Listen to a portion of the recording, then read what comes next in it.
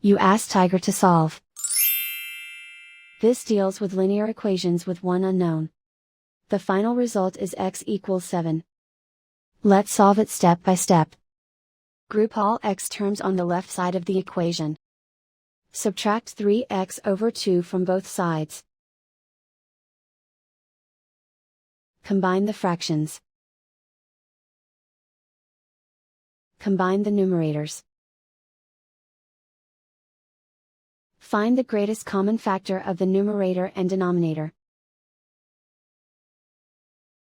Factor out and cancel the greatest common factor. Simplify the arithmetic. Group like terms.